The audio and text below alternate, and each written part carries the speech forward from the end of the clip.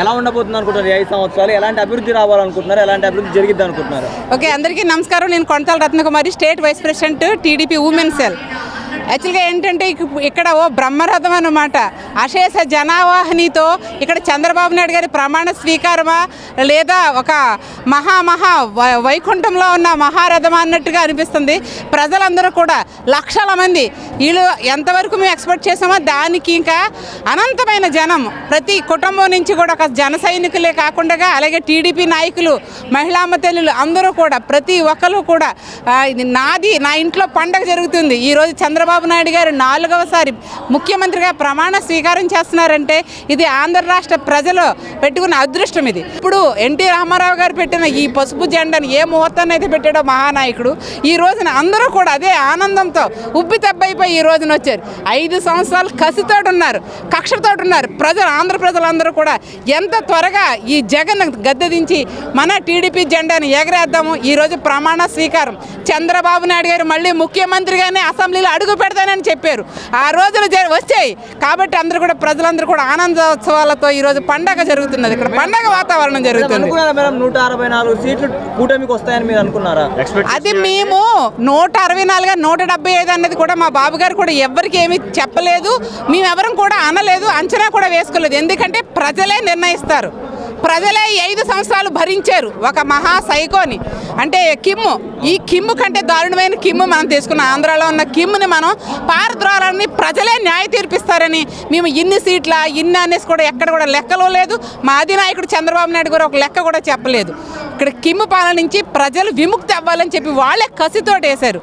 మేము ఏ ఇంటికన్నా వెళ్ళి ఈ ప్రచారానికి వెళ్ళినప్పుడు మీరు రావద్దమ్మా మేము డిసైడ్ అయిపోయాం, మీరు రావద్దమ్మా మేము డిసైడ్ అయిపోయామని వాళ్ళు చెప్పేవారు. అదేంటి వీళ్ళు ఎలా చెప్తున్నారంటే మేము కూడా మేము అసలు మాకు అంచనా వేయలేకపోయాం.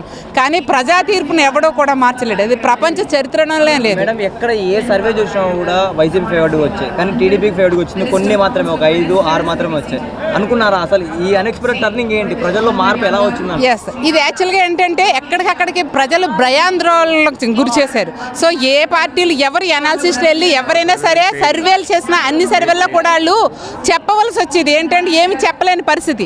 ఎక్కడ తెలిస్తే వాళ్ళు పెన్షన్ తీసేస్తారు, వాళ్ళకి ఏమన్నా సంక్షేమ పథకాలు తీసేస్తారన్న భయంతో ప్రజలు ఎక్కడ కూడా కిమ్మని చెప్పి సైలెంట్గా నెమ్మదిగా ఉండిపోయారు.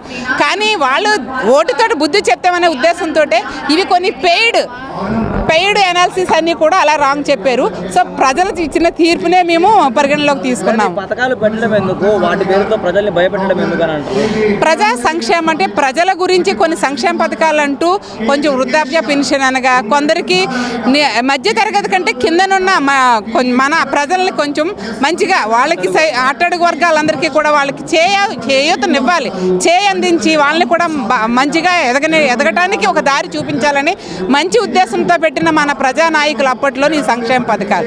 సో అది వరకు తెలుగుదేశం పార్టీలో సమృద్ధిగా జరిగింది. అవన్నీ కూడా ఎవరికైతే సంక్షేమ పథకం లబ్ధిదారులకి చేకూరాయో అవన్నీ తర్వాత మిస్యూజ్ అయిపోయింది. సో ప్రజలు కూడా అవన్నీ తెలుసుకున్నారు. ఒకప్పుడు రేషన్కి వెళ్తే రేషన్కి బియ్యం ఒకటే కాకుండా ఆయిల్ కానీ కందిపప్పు కానీ ఇలాంటివి చాలా వచ్చాయి. కానీ జగన్ వచ్చిన తర్వాత ఇవన్నీ రావట్లేదు, ఓన్లీ బియ్యం ఒకటే ఇంటికి వెళ్ళేది. ఎలా చూడొచ్చాను?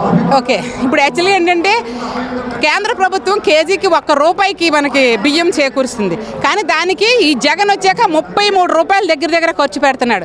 కేజీ బియ్యానికి ₹33 అంటే అక్కడ ఆ వెహికల్కి సంబంధించిన పెట్రోల్కి, మెయింటెనెన్స్కి, దానికి సంబంధించిన ఈ వర్కర్స్కి, స్టాఫ్కి, వీళ్ళందరికీ కూడా ఎక్స్పెన్సివ్. అదంతా కూడా ₹33 ఒక్కొక్క కిలో దగ్గర జరుగుతుంది. అది ప్రజలకి ఇంటికి తీసుకొచ్చిస్తానంటే వల్ల అది ప్రజా సొమ్ముతోటే కేజీకి ₹33 ఖర్చు పెడుతూ తీసుకొచ్చిన జగన్ గొప్ప అంటారా?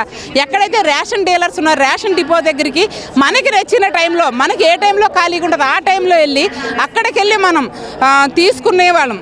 అప్పుడు ఏంటంటే మనకు తక్కువ రేటుకే బియ్యం రావడం ద్వారా ₹1కో ₹2 వచ్చాయి. ఇది ఆ బియ్యం రావడం ద్వారా మిగతా డబ్బుతో పప్పులు ఉప్పులు పండగకి సంక్రాంతి తోప, అలాగే ముస్లింల పండగకి క్రిస్మస్ కానుక ఇలాంటివన్నీ కూడా ఇచ్చేవారు. సో అదంతా కూడా ఒక ఆలోచన విజన్ ఉన్న నాయకుడు ఉండాలి. అంతేగాని మీకు ఇంటికే బియ్యం తీసుకొస్తాడని చెప్పేసి తనకు నచ్చిన టైంలో రోడ్డుకి ఏదో ఒక మూలన పెడితే వీళ్ళు పనులు మానుకొని అక్కడ కాపలా కాస్తూ ఉండేవారు. అది చాలా తప్పు ఆలోచన. అది యాక్చువల్గా ఎక్కడైతే డీలర్ దగ్గరికి వీళ్ళకి నచ్చిన టైంలో వెళ్ళి తెచ్చుకునే టైం నుంచి మళ్ళీ ఎలా చేయటం అనేది మిస్యూజ్ అయింది పబ్లిక్ ధనం అన్నది మేము చెప్తున్నాం.